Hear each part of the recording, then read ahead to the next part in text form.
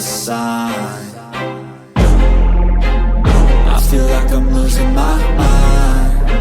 Is everybody in the world blind? Please Lord, give me a sign, a sign.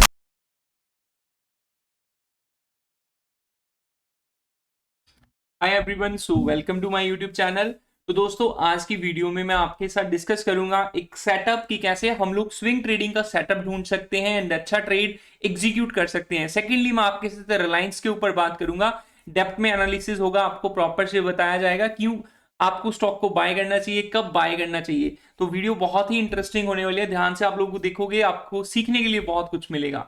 फिर भी doubt रहता है, आप दिए गए व्हाट्सएप नंबर पे मुझे व्हाट्सएप करके आप अपने डाउट पूछ सकते हैं। स्टार्ट करते हैं वीडियो को। तो रिलायंस इंडस्ट्री स्टार्ट करने से पहले आपको एक सेटअप बताता हूँ, सिंपल सा सेटअप है। आप ये कंसीडर करके चलो कि आपके पास एक टॉप है, ठीक है, एंड एक बॉटम है। आपको जो स्विंग ट्रेड होता है वो बड़े टाइम फ्रेम के ऊपर ही हमें एग्जीक्यूट करना होता है। वीक का टाइम फ्रेम, राइट, वीक का टाइम फ्रेम, देन डे के टाइम फ्रेम से हमारा स्विंग ट्रेड स्टार्ट होता है, डे, वीक, देन मंथ। अब क्या होता है कि जितना टाइम फ्रेम बड़ा होगा, higher the time frame higher will be the accuracy.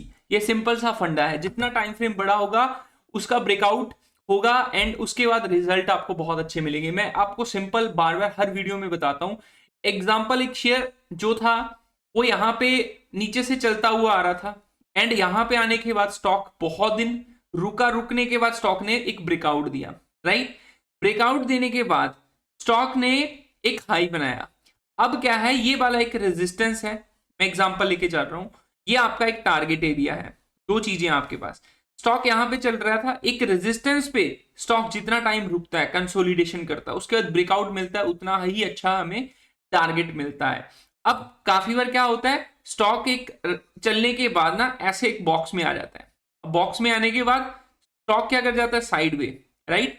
तो साइडवेज में जब स्टॉक रहता है तो हमें काफी बार क्या होता है, फर्स्ट टच सेकंड टच के बाद डायरेक्टली स्टॉक ब्रेक दे देता है। वो हमारे लिए उतना अच्छा नहीं होता। आपको सेटअप के लिए तीन चीजें देखनी है। सबसे पहले आपको देखना है कि उसका टाइम फ्रेम कितना है, राइट।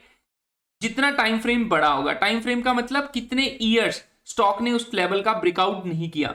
सेकेंडली, आपको क्या चेक करना है, आपको वॉल्यूम चेक करना है कि स्टॉक में वॉल्यूम कैसा है, ठीक है। थर्ड, आपको चेक करना है कंसोलिडेशन था या नहीं।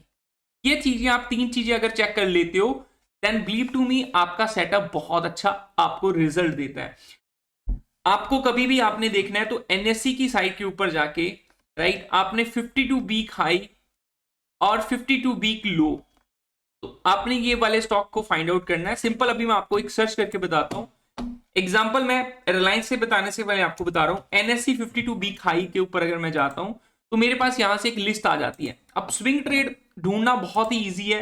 बिलीव टू मी आपको बहुत ही अच्छे रिजल्ट मिलते हैं। अगर आप 10 ट्रेड ले रहे हो, उसमें से आपके 6 ट्रेड भी चलते हैं, आपका जो रिस्क रिवॉर्ड रेशियो अच्छा है, देन आपको पैसे बहुत अच्छे बनते हैं। तो ऐसी आपके पास एक लिस्ट हो जाती है, आपको लिस्ट मिल जाती है।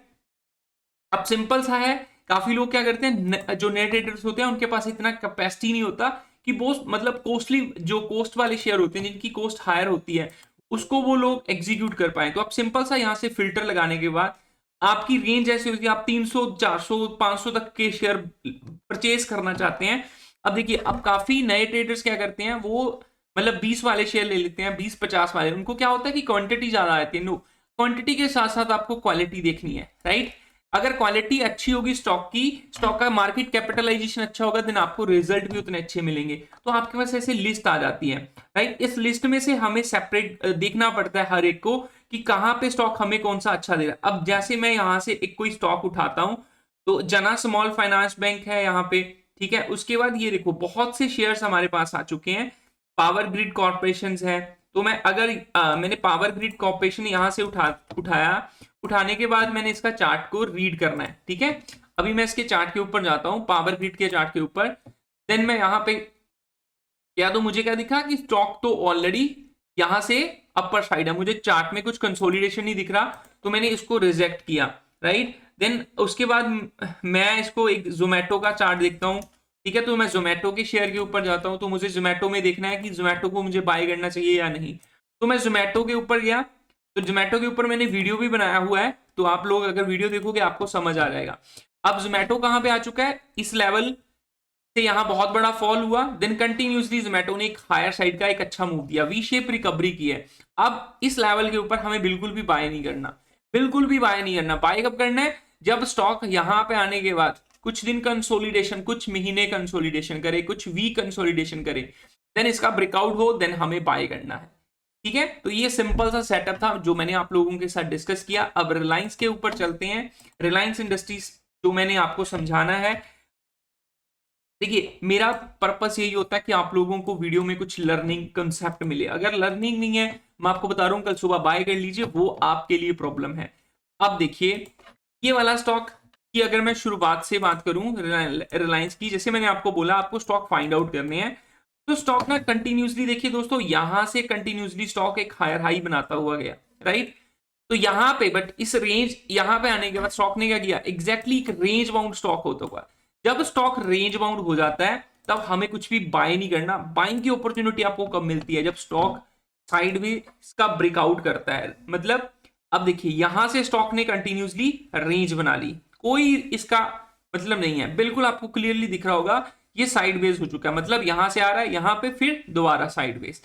अब हमें सिर्फ क्या करना है, एक वेट करना है कि हमारे पास एक ब्रेकआउट आए। ब्रेकआउट के साथ हमें, मैंने आपको क्या बोला, कंसोलिडेशन हमें दिख रहा है, मार्केट में कंसोलिडेशन हमें दिख रहा है। अगर मैं लंबे टाइम की बात करूं तो अगर मैं इसको देखूं तो कभी इसने ऑल टाइम हाई ब्रेक नहीं किया। तो जब से ये शेयर है, ठीक है, जब से ये शेयर है 2000 सन से ईयर से ये कभी भी इसने इसको ब्रेकआउट नहीं किया। जब क्या होता है, कभी भी ऐसे शेयर का ब्रेकआउट होता है तो वो हमें एक ऑल टाइम हाई के आसपास लेके जाता है, राइट। तो अब क्या हुआ, मार्केट में इस लेवल का कभी ब्रेकआउट नहीं हुआ। तो मैं अगर मैं बात करूं, देखिए यहां से स्टॉक ने एग्जैक्टली वापसी की थी, देन यहां से वापसी हुई स्टॉक की, ठीक है। अब मैं क्या हूं, मैं विक भी कंसीडर करता हूं, काफी लोग विक कंसीडर नहीं करते। मैंने देखो आपको क्लियरली बोला है कि मैं एक विक भी कंसीडर करने वाला पर्सन हूं, तो मुझे विक की इंपॉर्टेंस पता है क्योंकि यहां से भी रिवर्सल होता है। अब इस कैंडल ने एग्जैक्टली एक हमें क्या दिया था, ब्रेकआउट दिया था। अगर मैं बात करूं वॉल्यूम, देखिए आपके सामने वॉल्यूम दिख रहा होगा, यहां से वॉल्यूम बहुत बढ़ रहा है, ठीक है।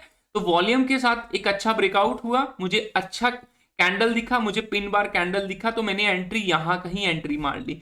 अब एंट्री के लिए हमें करना क्या है, एक हमें डे के टाइम फ्रेम के ऊपर जाना होता है। मैंने डे का टाइम फ्रेम लिया, मैं उसके ऊपर गया। अब मुझे डे के टाइम फ्रेम पे एंट्री अच्छी मिल जाती है, मुझे जल्दी एंट्री मिल। आप देखिए इस यहां पे हमारा एंट्री बन जाता था, ठीक है। तो एंट्री हमारी कहां बन जाती है, 2650 के आसपास। जैसे ही एंट्री ली, स्टॉप लॉस इसके नीचे, देन आपको आपके सामने रिजल्ट मिल गया। अब देखिए अगर आप 1 डे का चार्ट यूज कर रहे हो तो आपका जो टारगेट है वो 1 मंथ के अंदर अंदर आना चाहिए, ठीक है। अगर 1 वीक का है देन आपको 6 मंथ तक वेट करना पड़ेगा। अगर आपका 1 मंथ का है तो 1 ईयर से लेके कभी कभी 2 ईयर्स तक आपको वेट करना पड़ेगा। लॉन्ग जितना टाइम बड़ा होगा उतना पीरियड भी आपका रिजल्ट का बड़ा होगा।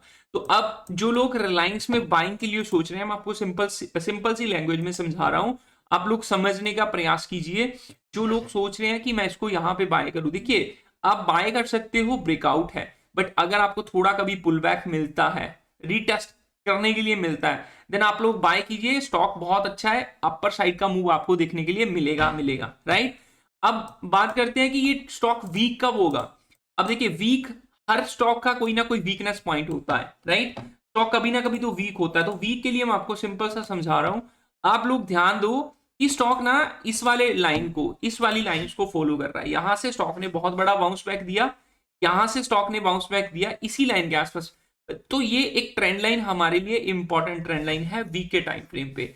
तो जब भी कभी मार्केट इसका ब्रेकडाउन करेगी तब ये स्टॉक में वीकनेस होगी।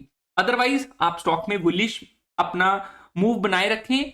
आपको डिप में कुछ बाइंग के लिए मिलता है, बाय कीजिए। जिनका लॉन्ग टर्म का व्यू है, जिनकी बाइंग यहां पे है, वो होल्ड कर सकते हैं। स्टॉक आपको अपर साइड के टारगेट बहुत ही अच्छे देगा, ठीक है।